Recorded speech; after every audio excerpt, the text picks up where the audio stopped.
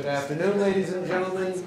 I know this is going to come as a shock to you, but all rumors to the contrary notwithstanding, I am still Stacy Wallach. And we are still talking about President Eisenhower and his 8 years in office, 53 to 61.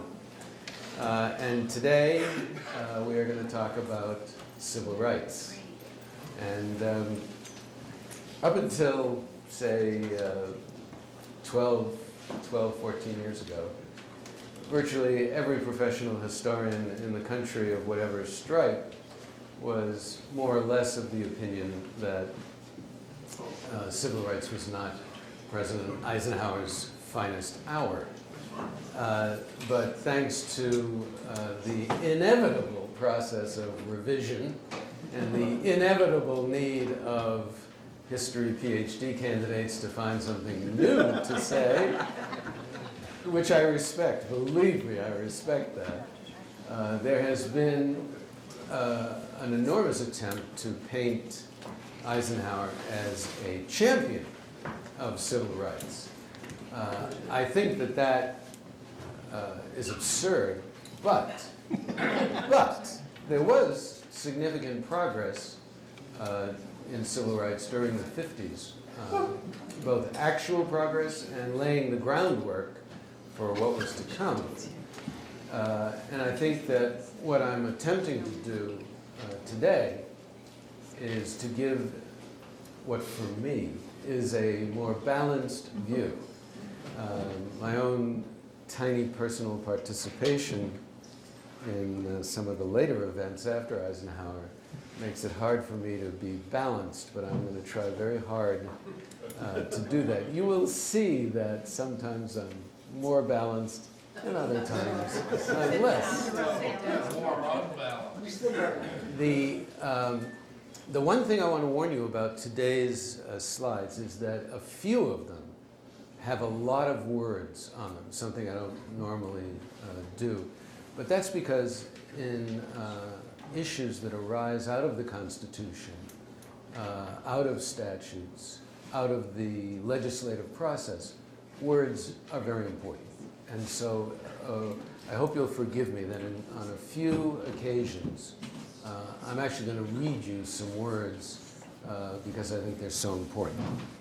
Now, one correction that was called to my attention about a class that, I guess it was the first class when we were giving an overview of Eisenhower's career up to the presidency, I apparently gave at least one person, probably more than one, the impression that Eisenhower spent the entire time of Operation Torch, the invasion of North Africa, huddled up inside the Rock of Gibraltar. That's where he was on the day of the invasion, chain smoking and pacing very nervously up and down. But of course, once the beaches were secured, yes, he came ashore and he spent many, many months on the ground in North Africa. And it was one of the very few times, you could argue only 2 times during World War II, that he took actual command control of a particular battle. The one I'm referring to is the Kasserine Pass, which was an utter disaster because he wasn't a very good combat general. And I don't say that like a huge criticism.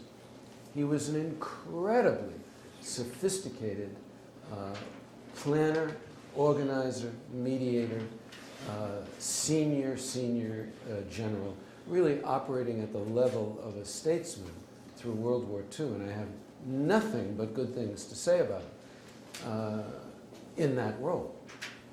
When it came to actually directing troops in the field, he was terrible. But that's like saying, Joe Blow is great at A, B, C, D, and he's not so good at F. Okay, who's great at everything? And there are a lot more combat generals around of great worth than there are generals who can play the role that Eisenhower played. Very few people can achieve his level of planning, organization, mediation. Remember, he was organizing senior generals from many different countries, not just America, England, and France, but the Poles, for example, the Canadians, the Australians, all of whom had their own goals, their own desires, and most of all, and I say this very respectfully, their own egos. You don't get to be a general in a major war by being shy. These guys all had huge egos, and his ability to mediate and manage those, along with people like Churchill, who he saw, every other day. This was an incredible task. But if you study the Kasserine Pass, you realize that when it came to commanding troops in the field, he gets a very simple grade, F. Without further ado, let's talk about Eisenhower and civil rights. Now, the civil rights movement, we should talk about what we're talking about. When did it begin? Let's put a frame on it. So to give you a baseline, in 1619, the first 19 Africans arrive in North America, near Jamestown. And what's important, I think critically important, is that they did not come as slaves. They came as indentured servants, meaning that they were contractually bound to work, usually for 7 years. That wasn't a magic number, but it was the most common number.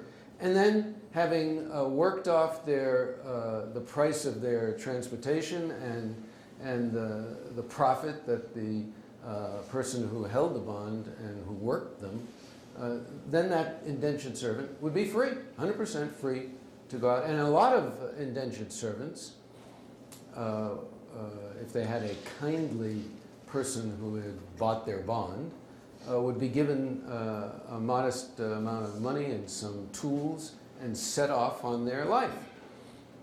There was a period when the whole movement could have gone in that direction rather than in slavery. We'll see that in just a second. In 1654, we have the first slave, John Cassor.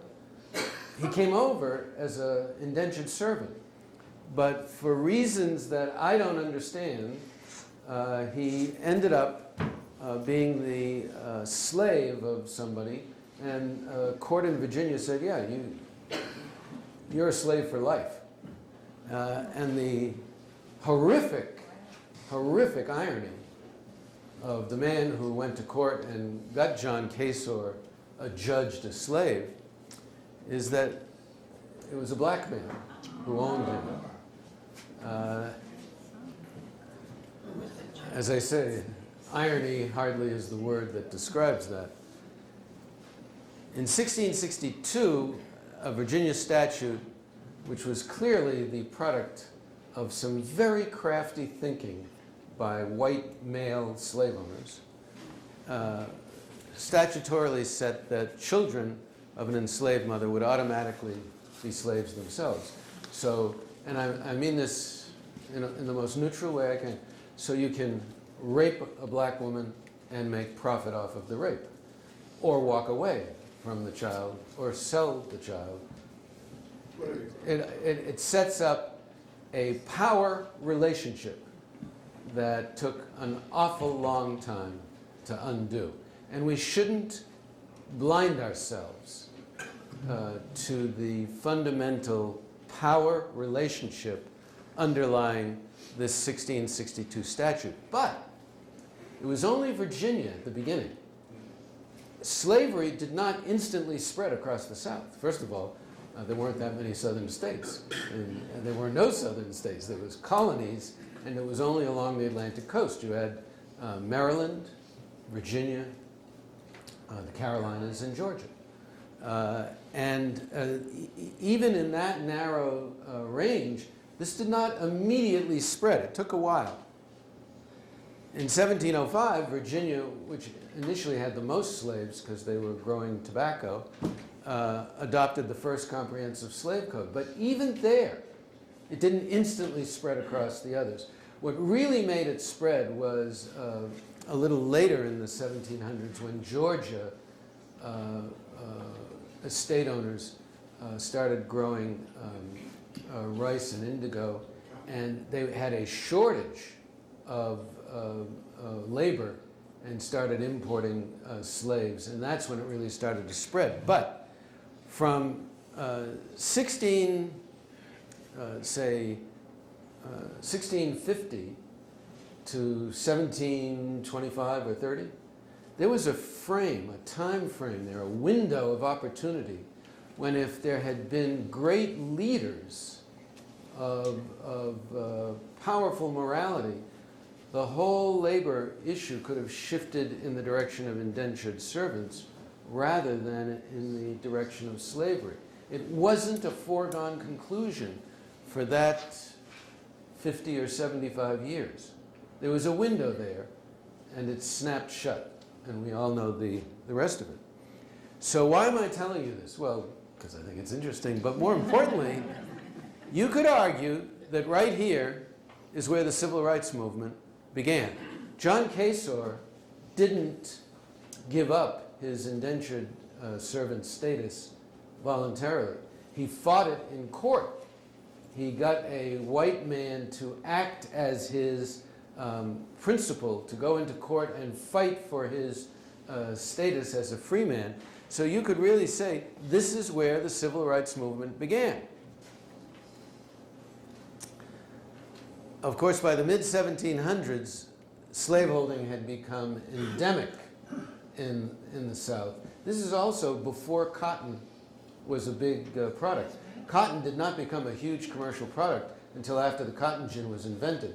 The cotton gin was invented by our friend at Yale, Eli Whitney, 1796, and it didn't take hold instantly. It was about 1805 that it really started to expand enormously as a hugely profitable commercial product. But by the mid-1700s, slaveholding had become an institution. And a key part of the institution was that slaves actually loved it. They were well treated. This is what they were made for. Nothing could be happier than slaves in the South.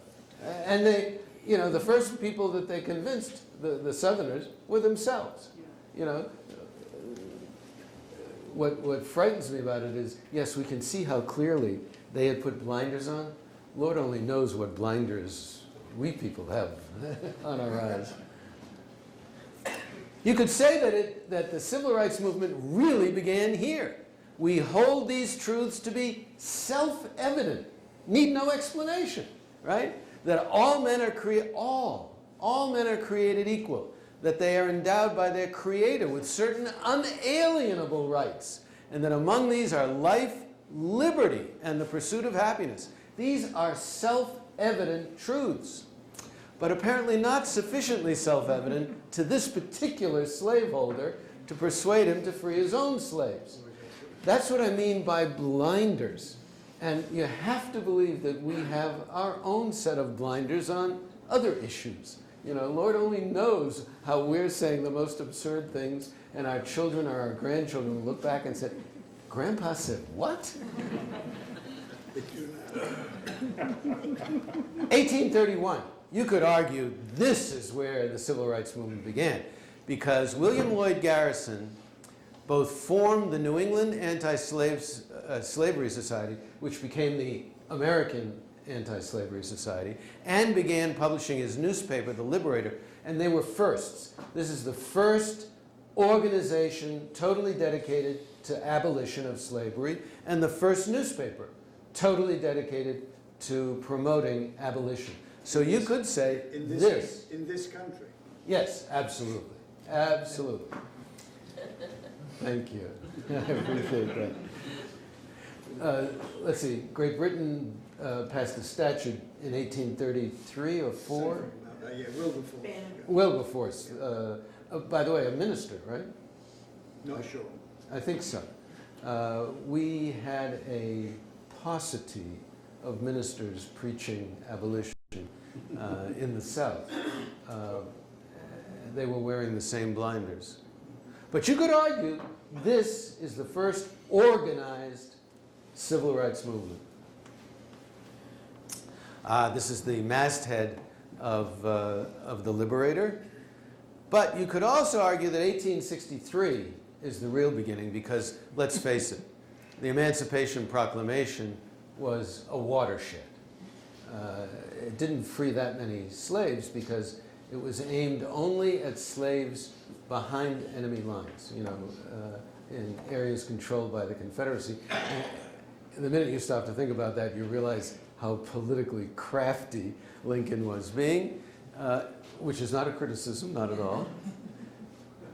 And it's reflected in his Gettysburg Address, where he celebrates and almost redefines the United States as, quote, a new nation conceived in liberty, which is not true, and dedicated to the proposition that all men are created equal, unquote. Well, dedicated to that proposition because Lincoln was standing at Gettysburg and dedicating it. This is a watershed, these two events, and we should justly celebrate both Lincoln and those events. But I think a better argument can be made that 1865 was the real beginning, because that's when Lee surrendered at Appomattox Courthouse, and the Confederate government a few days before had collapsed. And it's the collapse of the Confederacy that says, slavery is really over. On May 9, President Johnson declared the insurrection over. On the 23rd of June, the last Confederate general surrenders. And on December 6th, and this is why I say 1865 is, a year you could argue is where civil rights began. On December 6, 1865, the 13th Amendment to the Constitution is ratified, banning slavery, and slavery comes to an end. Okay, so that's a pretty good year to argue as the beginning. By the way, this is now confirmed. This is a photograph of Lincoln at Gettysburg. The principal speaker at Gettysburg, I'm sure many of you know this, the principal speaker at Gettysburg was not Lincoln. It was Everett Hale. He spoke for 2.5 to 3 hours, and nobody remembers a word of what he said. And of course, Lincoln, in his both modesty and understatement, because by this time he was not a modest man. He knew that he was born for the ages. In the Gettysburg Address, he says, "The world will little note nor long remember what we say here." I remember standing up in the 8th grade and having to recite it by heart. But this is truly a remarkable photograph. And I have seen, I think at the New York Historical Society, with computers, they have done a huge blow-up of it, but somehow with the computers retaining the, what do you call it? The resolution. So you can really see it. It's quite a remarkable photograph. July 9, 1868.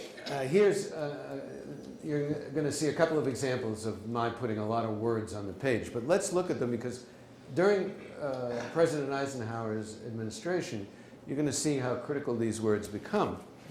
The 14th Amendment says all persons born in the United States are citizens, both of the U.S. and of the state where they reside, and no state, right? The makers of this constitutional amendment knew whereof they spoke. No state shall make or enforce any law which shall abridge the privileges or immunities of citizens of the United States, nor shall any state deprive any person of life, liberty, or property without due process of law, nor deny to any person within its jurisdiction the equal protection of the laws, right? The equal protection of the laws. And then notice Section 5, because this is what becomes so critical. The Congress shall have power to enforce by appropriate legislation the provisions of this article. There was only one problem. They didn't. 1870, the last of the 3 Reconstruction Amendments, the 13th, the 14th and 15th, the right of citizens of the United States to vote shall not be denied or abridged by the United States. And you're going to see that this has a critical role in the minds of certain key Southern senators because it's in the Constitution, right? They were, if we were talking about their philosophy today, we'd call them like Justice, what's his name? Not Alioto, Scalia. You know, an originalist, a literalist. Well, there were Southern senators in the 1950s who were equally originalist and literalist, and they were not comfortable ignoring the 15th Amendment. It was part of the Constitution, and it was very difficult for them to reconcile their dislike of African Americans, their deeply held belief in segregation, with the fact that the plain, literal language of the United States Constitution says that the right to vote shall not be denied or abridged by the United States or by any state on account of race, color, or previous condition of servitude. And then again, Section 2, Congress shall have the power to enforce this article by appropriate legislation. My thesis for you is that actions matter, words matter. There is no reason to denigrate either one. Words matter. Then any movement has its ups and downs. This was clearly on May 18, 1896, a down day for the civil rights movement. Plessy against Ferguson, holding that state laws mandating segregated facilities are constitutional so long as those facilities are separate but equal. And you know, that's a tough day for the civil rights movement. And Justice John Marshall Harlan dissented. It's a brilliant dissent. It reads very much like the Warren Court's decision in Brown against Board of Education. But what's so amazingly ironic is that he had earlier, John Marshall Harlan, had earlier voted to uphold a law that Chinese immigrants could never become citizens of the United States simply because they were too alien. That was the rationale. And he voted for that, but then he voted against the majority. In fact, he was the only one. The opinion in Plessy was 7-1. The reason for the 7-1 is one guy was out sick, but he was alone in his dissent, and it's a brilliant piece of writing, just brilliant. So apart from the inherent inequality of forcing black Americans into separate facilities, it's not like they volunteered.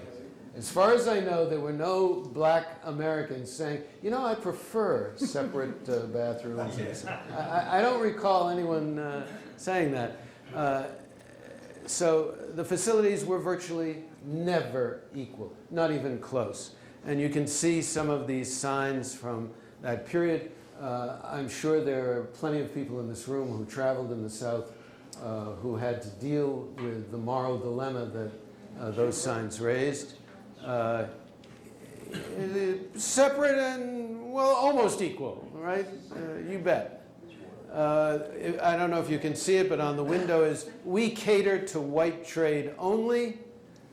And this is a very famous photograph for two reasons. Number one, you know, it's one of those, quote, separate but equal, unquote,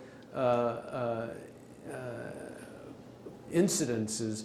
But for reasons that I don't fully understand, it's a famous photograph for the aesthetics of the photograph. It won an award for being a great photograph. And I'm sure it must be. But as you can see, in this particular town and in almost all of the South, the entrance for the blacks was around the back.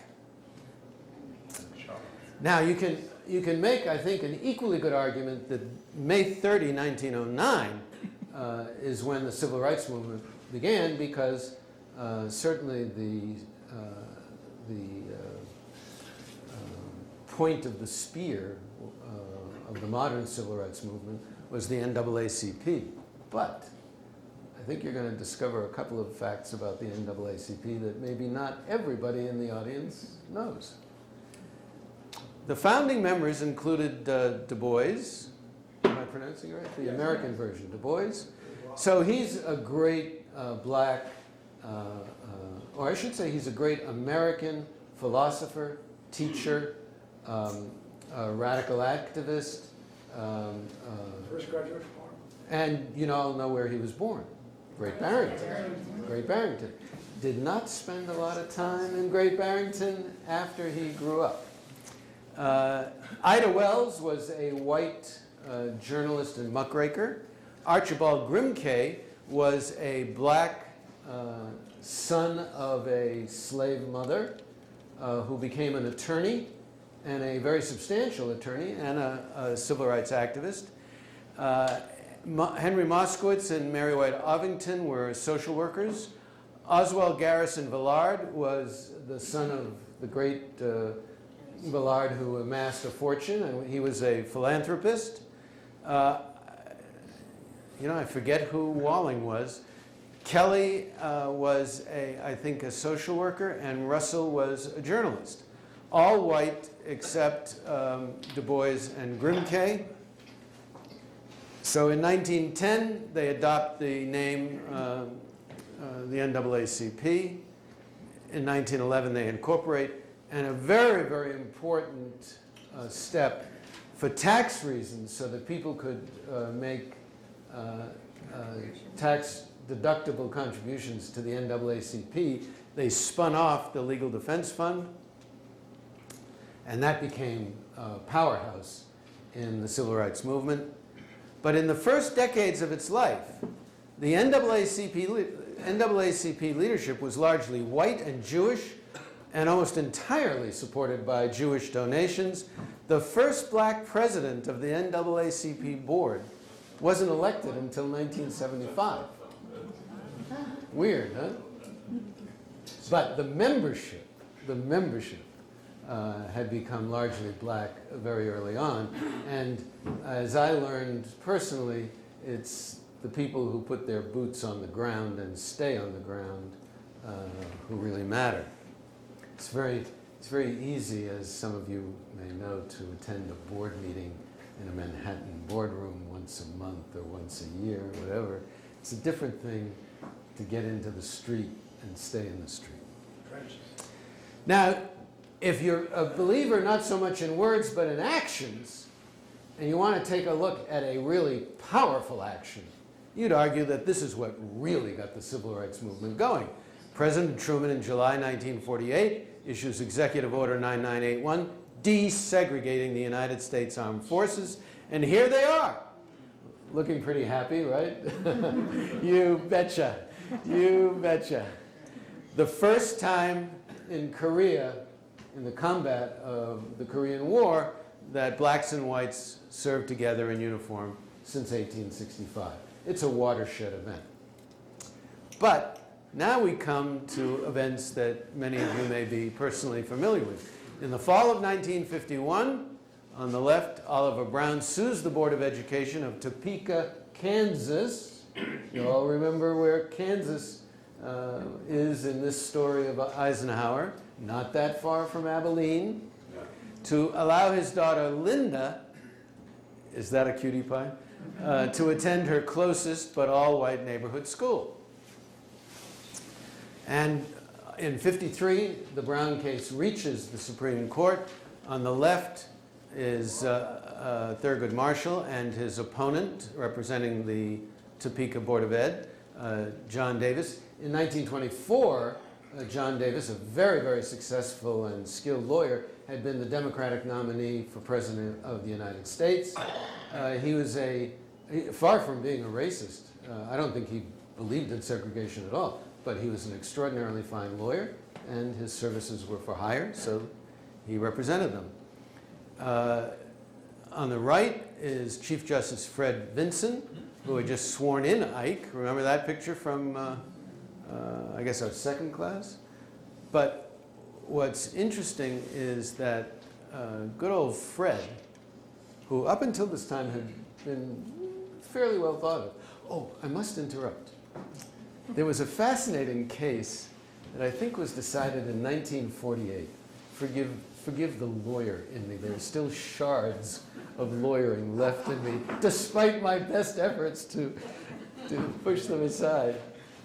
I don't know how you pronounce the plaintiff's name. It's Sweatt, Sweatt, against Painter. It's a classic separate but equal facilities case. The Supreme Court was faced with this question. Sweet was a college graduate who applied to a graduate school in, I think, the University of Texas, some graduate school in Texas, whatever it was, and was denied admission.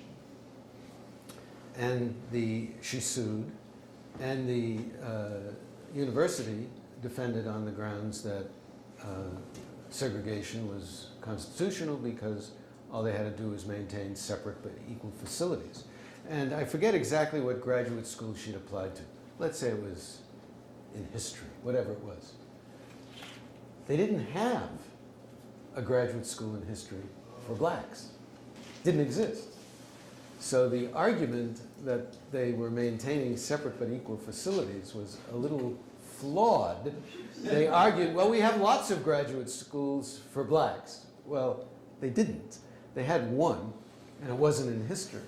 And the Supreme Court didn't have a lot of trouble saying this doesn't fit in the separate but equal category.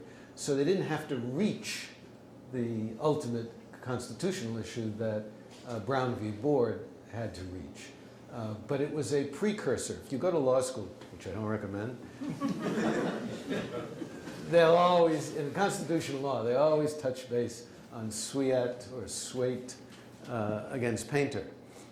So the good Chief Justice has a lot of trouble when Brown v. Board hits the Supreme Court. He cannot organize a majority.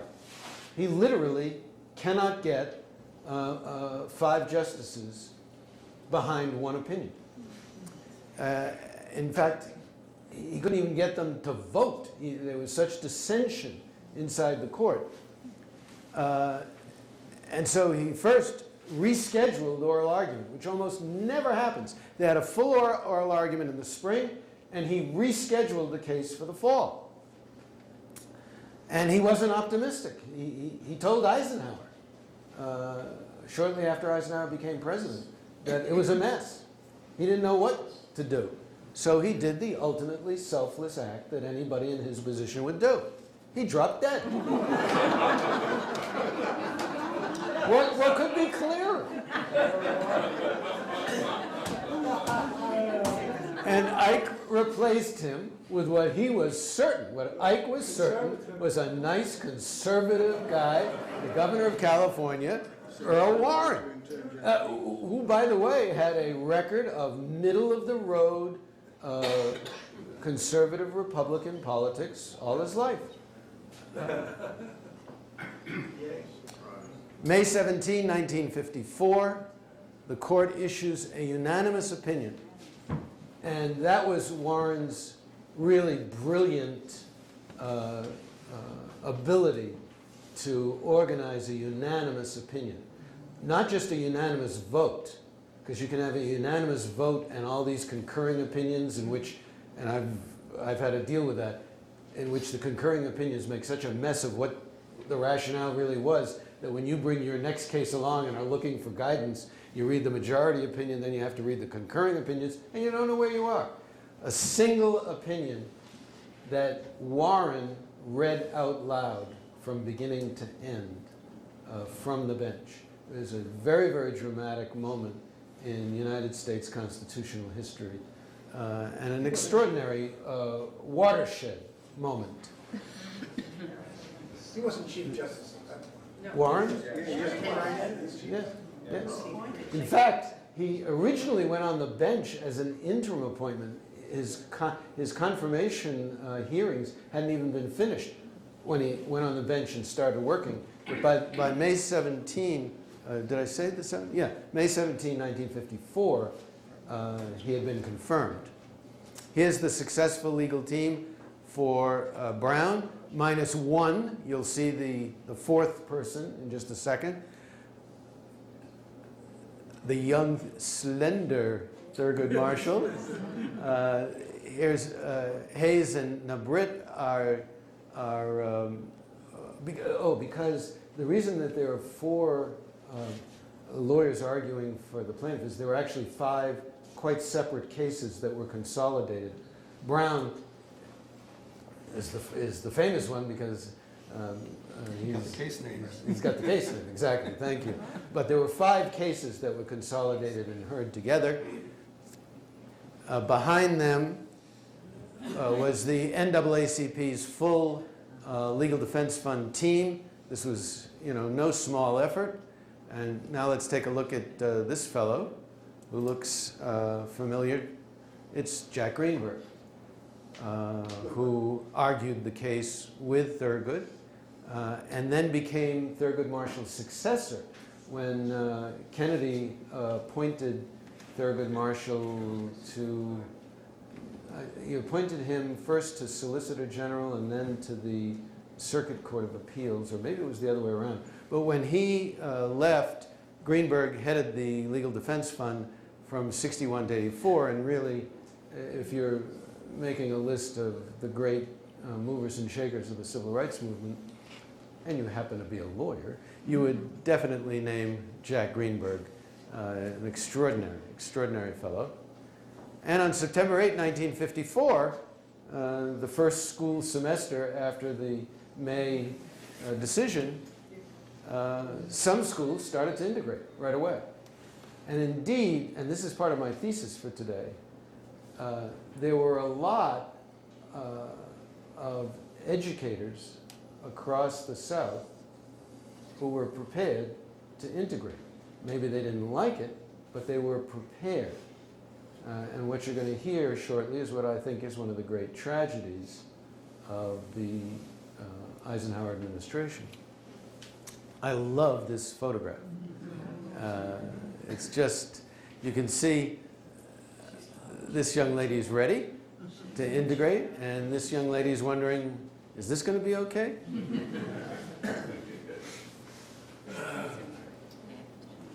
The minute you got to be about 15, you started to learn your parents' prejudices. Remember in South Pacific, that wonderful song, you've got to be carefully taught.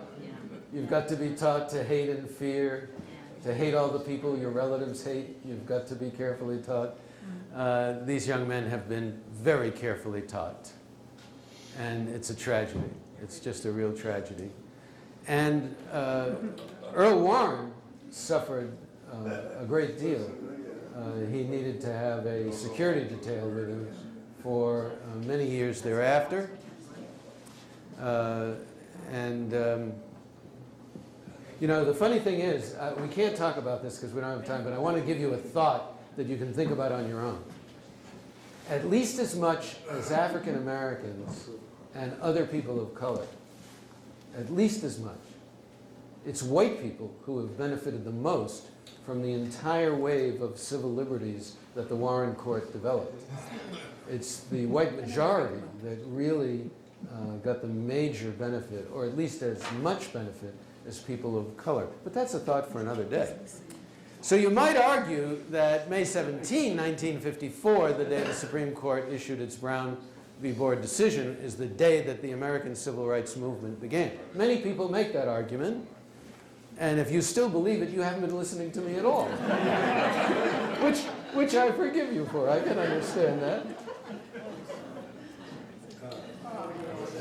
August 28, 1955, 14-year-old Emmett Till is murdered in Mississippi for supposedly flirting in public with a white woman. It's conceivable he might have. He was from Chicago visiting his Southern relatives.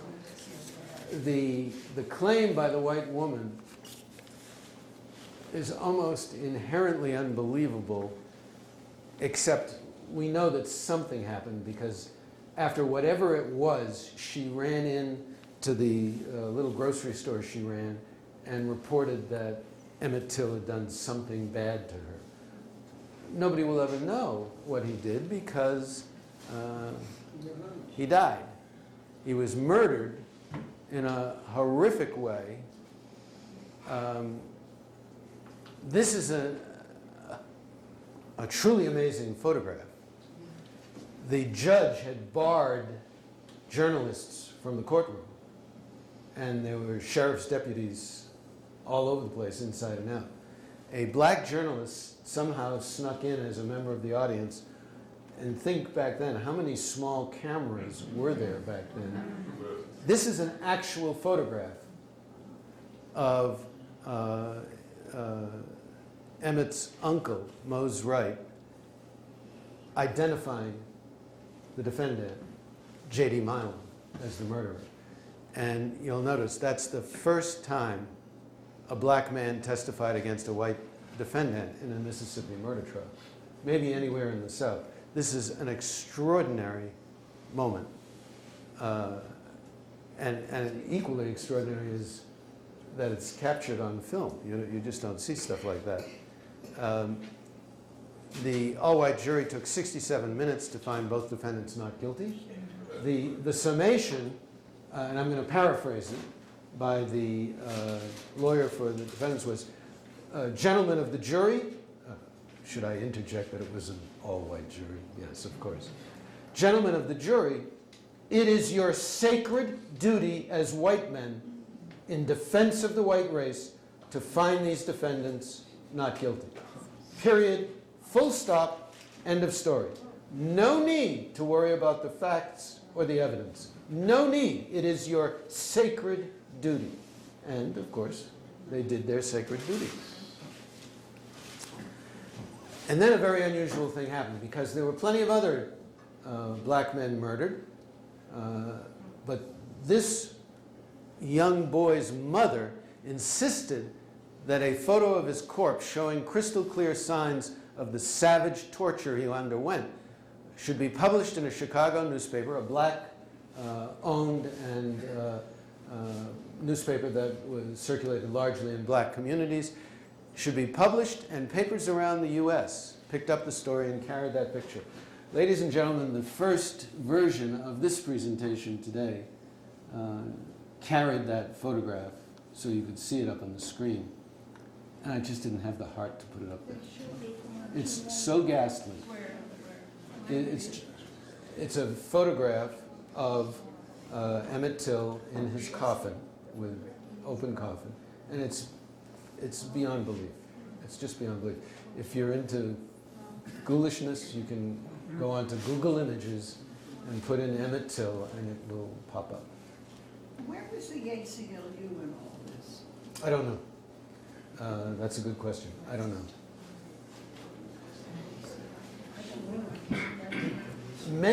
This is kind of an interesting thing. White historians tend to pick earlier dates, but black activists, black civil rights activists, credit that photo of Emmett Till's corpse combined with the not guilty verdict as the true start of modern civil rights activism. And there's no doubt, because historians have really documented this, it was Emmett Till's photograph that energized the civil rights movement and started drawing in masses of people, particularly in the North, because it was a kid from Chicago, and then it spread across the country. This was a critical event. So whether it's the start or whether it was the energizer, it's a very, very critical event. And I'm sad to say, and I mean this without sarcasm, I am very sad to say that Eisenhower never spoke out about Emmett Till's murder and the trial verdict. If you look at it strictly legally, it is true that the Justice Department, and thus the FBI, had no statutory basis to intervene directly in the Emmett Till murder. But that didn't stop Eisenhower from speaking out on the moral issue. He was absolutely free to speak out. Truman had spoken out. Is it true that Eisenhower thought that Earl Warren was the worst appointment he ever made? No. What he said was that it was the most surprising event when he organized this decision. It's been attributed to him, but a couple of historians recently have tracked that down, and they're very dubious that he ever said it was the worst appointment. Because remember, Eisenhower lived until, I think, 1969, and he saw the entire amplitude of the Warren Court decisions, in which Brown v. Board was merely one important piece. And I think it's unlikely that he said that. But in the early days, that was like one of those urban myths. Everybody believed that he had said that. And you know about legends. When the fact becomes legend, you print the legend, right? Did I get that right, Bob? Thank you. Hoover, and I'm saying this without sarcasm, you have to understand I'm being entirely sincere. Hoover honestly believed that all civil rights activists were communists. He believed it. And a few of them were. And many of them were left-wing, many of them were radical. But he thought they were all active members of the communist conspiracy trying to undermine the security of the United States. There's been a lot of research where it's been indicated from documented on the people that Hoover labeled people communists when he knew they weren't because he wanted to get his agenda pushed. Well, not only are you right, but we're about to see an example of that. So here you have a horrific event, the murder, and I should say the torture, the kidnapping, torture, and murder of a 14-year-old boy for allegedly whistling at a white woman. A jury verdict that took 67 minutes for them to reach. By the way, one of the jurors, they said, he was asked by some wise guy newspaperman, what took you so long? He said, well, we had to have a round of soda pop first, otherwise it would have been shorter. And Eisenhower doesn't say a word. Doesn't say a word. But on December 1, 1955, when Rosa Parks decided not to move to the back of the bus, she said that Emmett Till was very much on her mind. This is shortly after she refused to move to the back of the bus.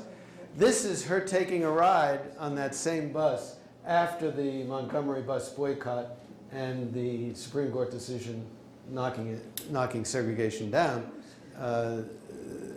She's a little older and wiser by this time. But this is her within days of the seminal event. And you know who this is? Martin Luther King Jr. Martin Luther King Jr. Now, I want to take a brief break here because we're now going to talk about Eisenhower. And I want to just remind you of Eisenhower's background in this context. Here's Eisenhower at, I don't know, 15 or 16 years old with his best friends. Now, you're going to see his best friends during the presidency. And I think it's very, very important. So why am I showing this to you? Because Abilene, Kansas in 1900, when Ike was 10 years old, had a population of 3,500 and 95% were white and less than 1% were African Americans. It is conceivable that in his entire youth in Abilene, he may never have met them. He may never have met a black person face to face because they tended in those little towns to live on the outskirts and keep to themselves. So you got to understand that he's raised in an entirely white environment. He goes off to West Point in 1911, and the next 40 years he spends inside a mostly white and entirely segregated U.S. Army. That's no small amount of time. 40 years in an entirely segregated and mostly white environment, and during all the many years that he and Mamie resided in Washington, Washington, D.C. was 100% segregated. All the golf clubs Ike played at, including his favorite, Burning Tree, outside of Washington, D.C., were for whites only. The only blacks he came into contact with were servants. And here's his grown-up gang of friends. Entirely white businessmen and wealthy members of the financial community, and some of his closest buddies were from the Deep South.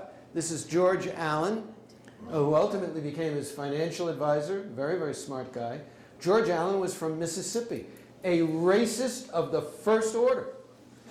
A racist of the first order. Now, he spent an enormous amount of time with these guys. I have had the fortune or misfortune, since I'm not a golfer, of spending some time business-wise in the golf club, what was the word I'm thinking of? Yes, but I'm thinking in particular where you change clothes and thank you. Having a little senior moment up there in the locker rooms. I was changing into my tennis shorts.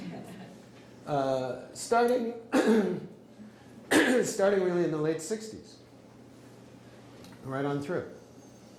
And you can, for those of you who have had that experience, you can imagine the kind of joking around that goes on, particularly in the 40s, 50s, 60s, and later, in the locker rooms of all white golf clubs. It is not exactly a hotbed of liberal philosophy. And these were his buddies. By the way, he really had a gang of best friends. They would fly in from wherever they were in the country or across the pond to play golf with him whenever he was in the mood, or to play bridge. He'd call up one of them, say, I've had an exhausting day. Meet me tomorrow afternoon for a bridge at the White House. And they'd fly in. He had a gang. Well, you'll see in a moment. He was certainly not a racist himself. I don't believe that I was a racist. But members of his gang, absolutely, were classic racists. They all belonged, by the way, to the Augusta National Country Club, where the Masters tournament is held, which excluded all people of color. I didn't have room to put this in until, what, last year? A few years ago? I mean, it's incredible. And women. Well, women, you can understand. They're so slow. Condoleezza Rice was the first woman. Condoleezza Rice is the first woman. Condoleezza Rice was the first woman, but everybody understands that women don't play fast enough. That's true. Here are his BFFs. Bill Robinson, publisher of the Herald Tribune, an okay guy. George Allen, Mississippi, racist, segregationist, and a very funny man. You can imagine the kind of joking that went on as they were playing golf. Cliff Roberts, a successful Wall Street banker, but born in the South. Bob Woodruff, chairman of the Coca-Cola Company. Pete Jones, chairman of City Service, which became Citgo. Ellis Slater, chairman of what was then a huge distillery. And Freeman Gosden, voice of Amos in the Amos and Andy radio show. Now be honest. Raise your hand if you knew before today that the voice of Amos in Amos and Andy radio show was a white man. You all knew, of course. I'll fold up my tents and steal away. Another member of his inner circle. And in many ways closer physically than all the rest put together. Sergeant John Money was assigned to him shortly after he arrived in England in 1942 and served him the rest of his life, and after Ike's death in '69, served Mamie for the rest of her life. His Sergeant Money's wife, Dolores, became their cook, and they were Money was a shadow to Eisenhower. Wherever Eisenhower was, Money was a few steps away. The photographers, of course, moved the camera slightly, but there are plenty of photographs of Sergeant Money. Here he is helping Ike grill steaks for his BFFs, because Ike loved to cook. Ike didn't like to bend down to put the ball on the tee. You have a bad back, you need somebody to put the ball down, right? That's a very menial job. Here you have Ike catches the fish, and Sergeant Money fillets and cleans them, right? Ike and his grandson David, you need somebody to take the flag out of the pole. And here is the most ironic photograph of all. This is the clubhouse of Augusta, where the Masters tournament is. That's why they're wearing the green jackets. This is the president of, or the chairman of the board of the Augusta National Country Club, who enforced the whites-only policy. And here's Sergeant Money. I wish I knew who this was. It looks so familiar. I think it's a big sports hero, but I'm just not there. Anybody have a sense of who this guy is? Willie Mays. No, not Willie. It looks a little like Willie Mays, but I don't think it is. No. In any event, you can see that Sergeant Money is right here. But he didn't play. No, he did not play. He did not play golf. The truth is that Ike, as president, never spoke out in favor of civil rights for people of color. He was asked about the court's decision just before it was issued, when everybody knew it was coming shortly, and he said, quote, "I don't know where I stand, but I think the best interests of the U.S. demand an answer in keeping with past decisions." Plessy against Ferguson? Is that what he's saying? Nobody knows. Nobody knows. It's incredible. It's incredible that he never had anything to say about civil rights. Yet his administration, his 8 years in office, actually witnessed some very significant gains for civil rights. Yes, sir? I was just going to say that I was brought up the same way. I never knew anybody None who of was us black. did, yeah. Most of us had the same experiences he did. That's And why yet I'm putting when this it up. came- Yeah, but when it came to be 1950, we all woke up. We all said, This is very segregated. Well, Idealistic. different people wake up at different hours of the morning. Yes, sir, right there. During the Arkansas veterans civil rights movement, getting these students in, I think it, what was it? Eisenhower, I think, called our reformers, I think it was the elder Arkansas. That's somebody right. Oh, yeah. He doesn't like the law, but he believes in the law. And he's like, Well, if you give me a chance, I'm going to get there. Central High. But I think that despite the efforts of revisionist historians, and we're going to deal with that specifically, I think that the best you can say for President Eisenhower when it comes to civil rights was a general lack of interest and passivity. I think that's an important term. Passivity, with one huge exception, in the face of enormous and terrible events. Hang on a second, guys, because we're going to run out of time. Two men drove Ike's civil rights achievements, and I should say, if I had more room on the screen, I wouldn't say Ike. The achievements of the Eisenhower administration. Attorney General Herbert Brownell, because he believed in civil rights with some degree of passion, and Lyndon Johnson, because with enormous passion, he wanted to be president of the United States, and you'll see in a moment how that came about. Here's a quick rundown of civil rights achievements of the Eisenhower administration. He chose Brownell as his Attorney General, knowing that Brownell had a record in New York State of enormous emphasis on civil rights, a very strong civil rights advocate. He chose Earl Warren to be the Supreme Court's Chief Justice. Now, ladies and gentlemen, here's where I differ from the revisionists. The revisionists conclude, therefore, he's responsible for Brown against Board. He didn't have the slightest idea that Warren was going to lead the court into a unanimous decision striking down segregation in public schools. But I have to say, he chose the man. Give me a chance, ladies and gentlemen. I'm going to leave time for you at the end. He let Brownell, and this probably is the best part of Eisenhower's record.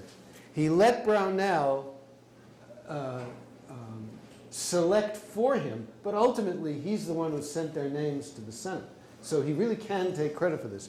Choose powerful progressive judges for the federal courts with jurisdiction over the Deep South, in particular the district courts, the federal district courts in the South, and the Fifth Circuit Court of Appeals, which supervises that. These are names that should resonate in history. These were incredibly brave men whose houses were bombed, whose wives and children were threatened. Elbert Tuttle, John Brown, Frank Johnson, John Minor Wisdom. And Eisenhower knew, so this I give him credit for, Eisenhower knew that Brownell was suggesting these names because they were powerful advocates of civil rights. And I think here, by the way, the Supreme Court, you could take a very cynical view, which I think has some truth to it. Supreme Court sits there in Washington in their big white temple, and they write words on a page, and they get paid a lot of money, and they're appointed for life, right? And then they go home. These guys were out on the battlefront.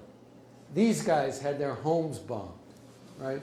These are the guys with cases in front of them where they have to try to balance the right thing to do, the practical thing to do. These are extraordinary men, and this is the short list. There are plenty of others.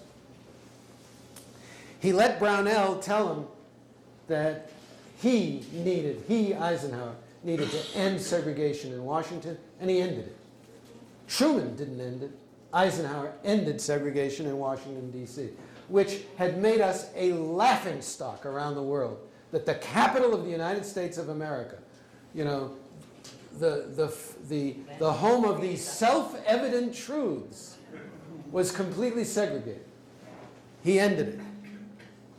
It was Truman who issued the executive order ending segregation in the military, but then his term ended. It was Eisenhower that told his generals, now, get it done, and he followed up and did get it done. And that's a major achievement. And he appointed blacks to sub-cabinet posts and invited the first black presidential assistant to attend a cabinet meeting. Now that's incredible, isn't it? That in the 1950s, no black officer of the United States government had ever attended a cabinet meeting. Eisenhower was the first. Here's the guy.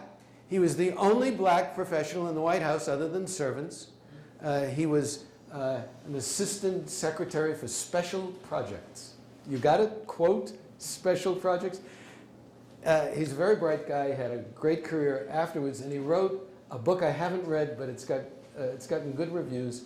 I love the marketing man who came up with the title. It's his memoir of his years with Eisenhower. It's called A Black Man in a White House. This is a very, very smart guy. The one excerpt that I've read, literally a paragraph, gets across the notion that he felt very lonely in the White House. His two greatest civil rights achievements, Eisenhower's, no question about it, two greatest civil rights achievements. September 24, 1957, he sent the 101st Airborne into Little Rock to enforce the federal district court's desegregation order for Central Iowa. We're going to look at this much more closely in a moment. The first use of U.S. troops in the South since Reconstruction. And Attorney General Brownell proposes, and Lyndon Johnson achieves passage of the Civil Rights Acts of 57 and 1960, the first civil rights statutes at the federal level since Reconstruction. You can argue whatever you want all day long. These were great moments of forward progress in civil rights, but they were kind of complex and ambiguous. So let's take a closer look. In March of '56, Southern senators, congressmen, governors, and state legislators across the South called for, quote, massive resistance, unquote, by all legal means. They did say that, by all legal means, to the Supreme Court's decision in Brown. And in the same month, the Mississippi legislature created its State Sovereignty Commission to fight integration, and for 17 years, it acted as a clearinghouse for information on civil rights activities, which it shared with segregationists across the South. It spied on civil rights workers and funneled state money to pro-segregation causes and activists, particularly in setting up and supporting white citizens' councils all across the South. This was a moment that called for great moral leadership to say, wait a minute, this is not the way to go. Strom Thurmond, Sam Ervin, and James Eastland issued in the same month, March 1956, the Southern Manifesto, urging massive resistance, and most Southern politicians signed on. It was like this guy with the no tax, Norquist, right? No taxes, right? And this was the organizing document that created this massive resistance. And of course, you know, it's one thing for Eastland to say, by all legal means, of course, and then you get some tough guy down in the streets of Mississippi or Alabama, he only remembers the first part, the massive resistance. White citizens' councils immediately sprang up, financed by state governments, and some historian at the time, by the way, called the white citizens' councils the Ku Klux Klan in business suits. Here's the theme of this. This was the 11th annual conference of the Citizens' Councils of America. How shall we educate our children? And the name of his speech was, "Can liberals be educated?" Guess what the answer was? Still asking that question. And naturally, the best way to smear anybody you didn't like in America in the late 40s, 50s, and early 60s was to call him a communist. And they spent a lot of time calling Martin Luther King a communist. I believe, now I'm not sure of this, I believe this is one of the training sessions at Black Mountain in North Carolina or South Carolina? Who knows? In one of the Carolinas, which was a radical left-wing summer camp educational institution where a lot of civil rights activists and leaders were educated in nonviolent activism. There's no question it was what you and I would call a left-wing organization. It's a married couple whose name I forget started it, and the whole purpose of it was to follow the Gandhian approach of nonviolent activism, and naturally, in the hands of Southern public relations people, it became communist. And here's a very young Martin Luther King learning about nonviolence. He was asked in March of '56 about the South's reaction to court-ordered integration. And again, I apologize for filling this up with words. I'll read it. This is Eisenhower reacting to the Southern Manifesto of massive resistance. Quote, "I have never yet given up my belief that the American people, faced with a great problem like this, will approach it intelligently, and with patience and understanding, we will get somewhere." We did. We did. We got somewhere. Do I believe that had he spoken out, that by itself would have changed things? Maybe not. Maybe yes. But had he organized a series of, say, weekends at Camp David for Southern congressmen, senators, Southern governors especially, legislators, for Southern editorial writers, and week after week had what would amount to mini seminars on how are we going to do this peacefully, how are we going to move, right? How different it would be. There were plenty of white people in the South looking for leadership, and they were drowned out by this, completely drowned out. Very few spoke out consistently because they felt alone. Had Eisenhower organized them and given them publicity and given them the strength of purpose that comes from understanding the fundamental moral basis behind the Supreme Court's decision in Brown, how different it might have been. In September of '57, Orville Faubus, the governor of Arkansas, uses the Arkansas National Guard to bar black students from Little Rock Central High. despite a federal court order specifically ordering the integration. Little Rock School Board and mayor favored integration.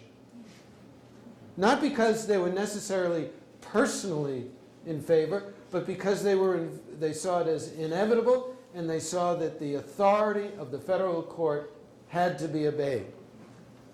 Violence ensued. You can see these folks are not from the liberal progressive wing of the Southern Party. Here we go. This sign right here, race mixing is communism. This sign right here, stop race mixing. It's the doctrine of the Antichrist. Right? And you'd be amazed how many Southern clergymen supported that view. And there was a lot of violence. A lot of violence. This is a remarkable shot of a black reporter whose crime was taking photographs. Take a look at these guys. Would you want to meet them in your next door neighbor's backyard? I don't think so. Ike did not move because he favored integration. He recognized as a constitutional scholar, because remember, he was an American history buff by the time he became president, that he couldn't tolerate a state governor disobeying a federal court order. He couldn't have a rebellion against federal authority in the South. And that's what motivated him. So against the advice of almost all of his, I think all of his senior advisors, against their advice, he invited Faubus to come meet him in Rhode Island on the theory that man to man, face to face, the two of them could work things out. And at meeting's end, and this is very clear from his diary entry that night, Ike was convinced that he'd made a deal with Faubus. Supposedly, Faubus would direct his National Guard troops to change their orders so that they would guard and protect the 9 black students who the federal court had ordered into Little Rock Central High. And he left the meeting saying to his senior advisor, see, I told you, I worked it out. Reasonable men, we work it out. Faubus double-crossed Ike and joined the white protesters, and then he did a really vicious thing. He withdrew the National Guard altogether, leaving the students completely unprotected. And the mayor and his police force tried to protect him and could not. They called Washington in desperation that there was going to be a mayhem in the streets because whites were flooding into Little Rock from the surrounding areas, and the Little Rock police could not control the situation. Double-crossing Ike is not a good idea. Period. You don't mess with Ike when you shake hands with him on a deal, and he sends in the 101st Airborne with bayonets fixed. And despite the fact that the 9 students are protected, and by the way, if I'd been one of those students, I'd be down in the basement of my house saying, next year, I'll call you, you don't have to call me. Nonetheless, these images, and there are many, many of them, very dramatic images, flashing across the nation's TV screens, did a lot to gain support for the whole concept across the country. I think this is one of the great photographs. It's just a fabulous photograph. And the 9 students, here they are. It took them more than 4 years, but they all graduated and mostly went on to fulfilling lives. Just an amazing group of young people. The 101st Airborne made a very big impression on white people, and the impression was on school boards all across the South. School boards and the kind of people who were elected to school boards tended to be more progressive, relatively speaking. Relatively speaking. So they organized, by the way, the white citizens' councils organized mothers' councils to run segregationists for the school board positions. And in many parts of the South, they were fairly successful at getting local school boards packed with segregationists. Was So- school boards locally elected? Yes, very local. Still are. So can Ike truly take credit for the impact that the 101st Airborne had? I mean, there's no question Ike ordered them in, period. But what was his motivation? His motivation was to protect the sanctity of a federal court order. The rule of law. He never spoke out in favor of integration. So you can go either way on that. Faubus won too. His popularity in Arkansas soared. He was reelected 4 times. His main goal. Yes, sir. When I was in Memphis, I knew this gentleman called Ira Littman, who actually runs the largest private security firm in the United States called Guardsman. He was at Central High as a teenager during that time, and he acted as a courier to the media who were camped outside the school, telling them what was going on all the time.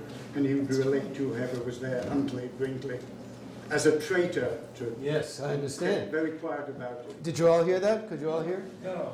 No, okay. This gentleman had a friend who was a student at Central High during this crisis and acted as a courier, or as he said, I think ironically, a traitor to his white class, running information out to journalists on the outside as to what was going on in the inside.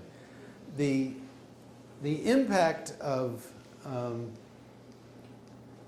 pictures like this and this across the nation really started to make an impact all across the rest of the nation, that something really major league was going on in the South. Yes, ma'am.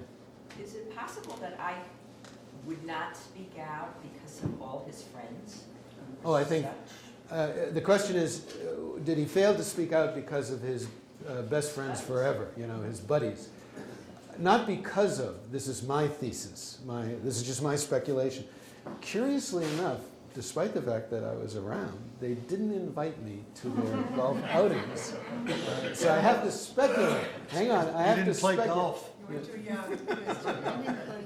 play golf. I think that they had a real impact on him because a guy like Allen would express to him in a very intimate, way, I know these people. These are lovely people. And you'll see in a moment the way a lot of people framed it, and ultimately Ike framed it. So I think you're right that they had an impact. I don't think he acted or failed to act because of them, but I think his view was informed by the cultural milieu in which he himself lived all of his life, and especially during his presidency when these BFFs were his gang. So let's go forward.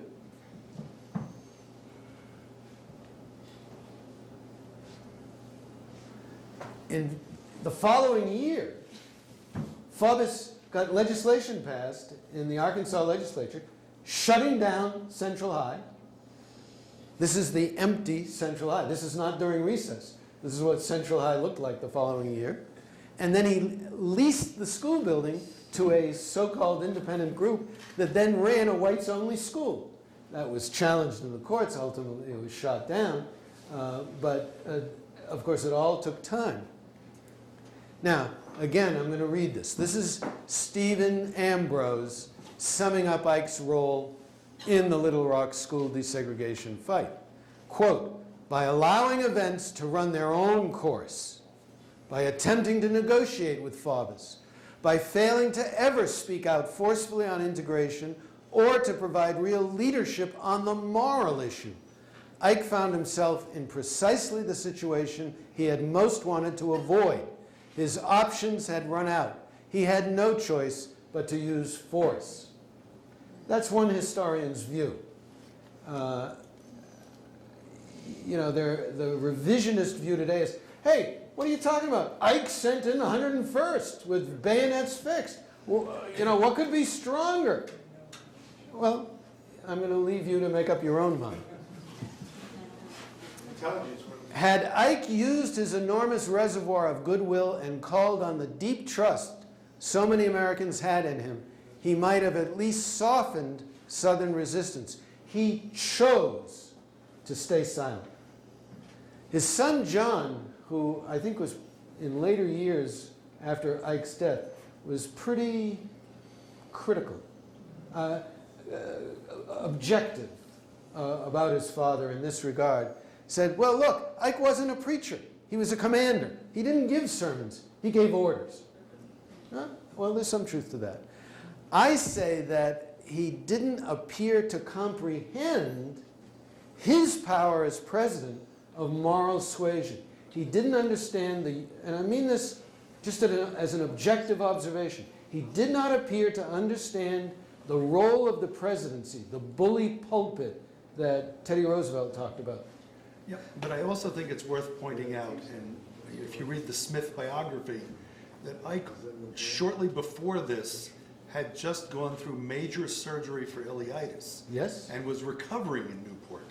Yes? And physically, he wasn't a well man during most of his presidency. Well, first with his heart attack, not during most. during a large part of that period that we're talking about right now. Yes. He had the heart attack, and then was like the next year he had this major attack of ileitis. Correct. Where he had to have serious surgery, was recuperating for over 2 months from major surgery. Yes. And then this happened. Yes. So, I mean, but again, he didn't have the moral backbone. Yes, sir. Putting Ike's buddies from the white country club aside, he portrayed the same lack of moral decision in every decision he described from the beginning of his presidency, including with the CIA. So I think that's been the character of him during his whole presidency. You could make that argument, particularly if your only knowledge of Eisenhower was this course. But in the last class, we're going to talk about, as we try to sum up, the last class is going to talk about some of the really good things he did that everybody agrees were quite wonderful, and then we're going to try to sum up. So we'll come back to your point. But we are so short of time, I'm going to beg you to wait for a I second. won't be here next week. Skype us, because I want to hear you. I'll send you an email. Yes, and I'll read it, absolutely. And when I say read it, I'll read it in class. More critically, in this particular case, he didn't seem to comprehend the underlying moral imperative behind the Supreme Court's decision in Brown. He just didn't understand that enforced segregation was fundamentally immoral. And that's a problem. And here's where, this is the great divide between sort of the fortress Eisenhower group that will defend him no matter what, and me. He equated the positions of the two sides on the integration battle, the segregationists and the integrationists, as if they were all just good, decent folks who disagreed on a cultural issue. Cultural issues? Oh, yeah. Cultural. Yes, absolutely. Because the Supreme Court had already acted it. It had struck down the thing. But to him, it was just, we're all good folks. That's where, coming back to your point, I think that the group of best friends may have had a real impact. But because they certainly would profess that view. But don't forget, hang on one second, I'll come to you.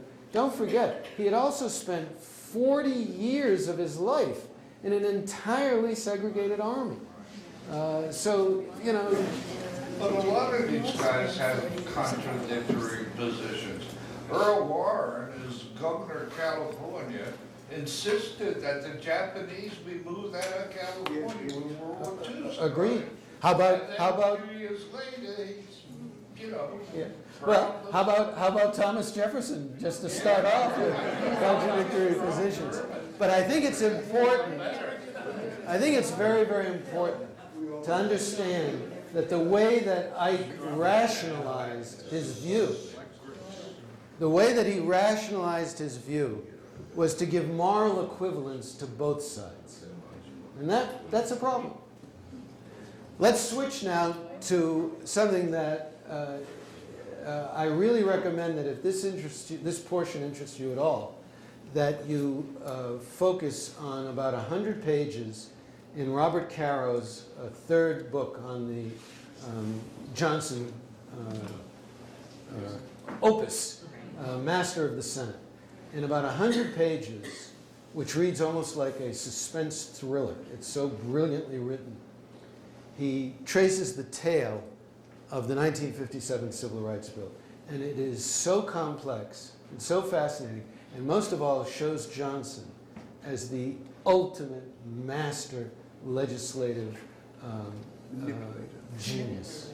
Genius is the only word for it. The important point is to understand that the liberals, the true liberals, the movers and shakers who were ready to pass a true civil rights bill, were in a tiny minority in the Senate. Tiny. And they were outmaneuvered at every angle and at every posture. And the notion that the liberals in the Eisenhower administration are the ones who got the job done is absurd. You have to read Caro. Caro, look, this is what most historians are. This wide and this deep. And I respect that because I'm this wide and this deep, okay? Caro is this wide and this deep. And you cannot argue, particularly when you read his footnotes and you see the depth of his research and the number of people, original actors in this drama, who he got to speak to him on the record.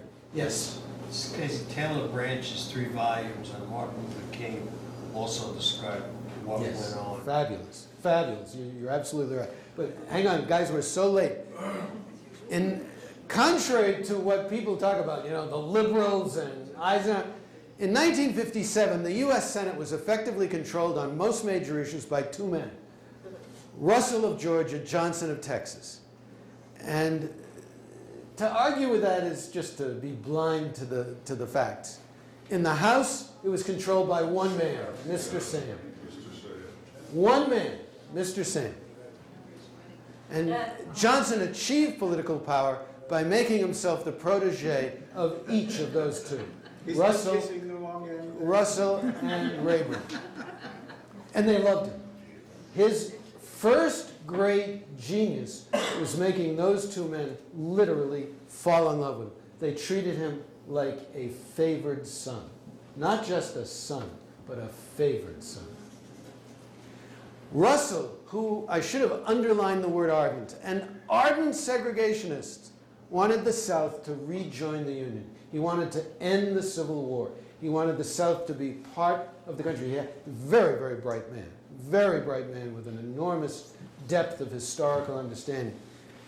And he wanted to do it by electing a Southerner president. He himself, in 51, thought maybe he would be the guy to do it. And in 51, before the campaigns began, he went north and across the north and the upper Midwest, meeting county chairmen. County chairman. He couldn't find one who would say a good word about him. He couldn't find one who would say, yeah, if you ran, we might support you. Not one. And he for the first time realized the depth of antagonism in the Northeast, the Midwest, and the West against the Southerner. So he decided that LBJ would be the man because he knew LBJ. He knew that LBJ, as a young man with Hispanics in Texas, had been very involved in trying to bring people of color into the mainstream in Texas. And he realized that to get LBJ elected in the 1960s, he'd have to make him acceptable to Northerners and Westerners, and I should say Midwesterners. And the only way to accomplish that, Russell concluded, was to have LBJ perceived as the leader in passing a civil rights bill. But he knew how virtually impossible that would be because Southerners and Southern committee chairmen controlled the Senate. So he'd have to water it down. But he figured no matter how watered down the bill would be, if LBJ was seen as the champion of civil rights, the first guy to get a civil rights bill passed in the Senate and thus in the country since Reconstruction that he could get LBJ elected President of the United States. And Johnson could take credit for that miracle. And Johnson, by the way, agreed. Johnson lusted after the presidency. And don't be amazed by the fact that this is obviously photoshopped. This is Brownell and Eisenhower at a picnic. I just had to knock this guy out. He's an irrelevant guy. They're actually talking face to face, 2 feet apart. He held Brownell in such high esteem. You remember, who made Brownell the president? Who made Eisenhower the president? It was Brownell. And Brownell held his hand and walked him through every step of the way. He held him in enormous esteem. And he permitted him to draft and send to Congress a really powerful civil rights bill that not only made the federal government the protector of voting, but the protector of civil rights in all public accommodations. All right? There was only one problem, and this really captures Eisenhower's ambivalence. He made Brownell send the proposed bill up to Capitol Hill as a Brownell bill, not as an Eisenhower bill. It was sent specifically not as an administration bill, but as a Brownell bill. What ambivalence. Yeah, go do it, but leave my name off it. Right. It's just unbelievable. His refusal to back his own Attorney General's bill was both unprecedented and totally undermining. And his ambivalence was very sad. It was very, very sad. They were also dependent upon Senator William Nolan, the Republican leader in the Senate. It's their man in the Senate. They're Republicans. And that's unfortunate because Nolan didn't know how to count votes. The truth is, and I say this with some modesty on my part, Nolan was an idiot. Period. Full stop. End of story. He's just a complete idiot. And they were stuck with him because he was the Republican leader and he represented a big state. And Nolan was from California. The guy who counted the votes was Bobby Baker on behalf of LBJ. LBJ and his coterie of assistants was the best vote counter in the history of the United States Congress. And he knew how to corral, shift, or maintain those votes as needed. It is an understatement to say that they ran circles around Bill Nolan.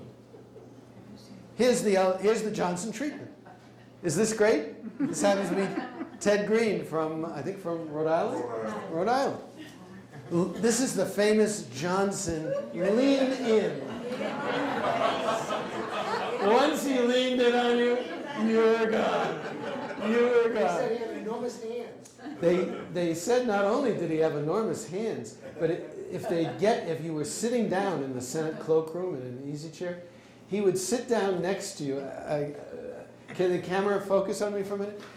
He would sit down next to you. He'd get one arm around your shoulders, and then he'd cross his leg over your leg. So you were locked in, and then he'd lean in on you. It is remarkable. And also, what's doubly remarkable is he was horrible. I'm talking about LBJ. He was horribly uncouth, to such a degree of coarseness and crudity that you have to read Robert Caro on his crudity. It's beyond belief. Is the kiss in the fifth picture? LBJ gutted the Brownell bill because he knew it couldn't possibly pass the Senate, and he, LBJ, and his mentor, Senator Russell, did not want LBJ so close to the 1960 campaign to be associated with the Southern filibuster. And the Southerners were ready to rock and roll. They were ready to filibuster. So the first thing they did was they took out the whole set of provisions dealing with desegregation of public accommodations, interstate buses and trains, hotels, retail stores, and giving the federal government the authority to enforce integration of it. All that went right out. And the reason I want you to read Caro, even if you don't read the whole book, just read that 100 pages, is the machinations that LBJ went through to get Southern segregationists, Western conservatives, Northeastern liberals, and Midwestern labor guys to pass the bill, to support a bill focused on voting rights. And why are these words that I read to you before so important? Because the reason he could get Southerners, not all, but a number of Southerners, to support the bill was because voting rights were in the Constitution. And there were many Southern senators well-versed in constitutional history who felt very uncomfortable with the fact that voting rights were being violated. Particularly, remember that Section 2 of two of those amendments that said specifically that Congress is authorized to pass legislation enforcing this. Now, I got to beg your pardon. Let me just finish because we're so out of time. But you really should read the machinations that LBJ went through. It was uphill work the whole way. He was brilliant. And the discrepancy between what Brownell... See, right here, this is the original bill that he sent having to do with protecting constitutional rights in public facilities. Right? All that went by the board. And what Eisenhower finally signed was so watered down that there were literally senators who went into their offices and wept. Grown men behind closed doors weeping. And yet they've ultimately voted for it on the theory, first of all, that voting rights were so critical to start the process of empowering black people in America. And number two, that any bill was better than no bill.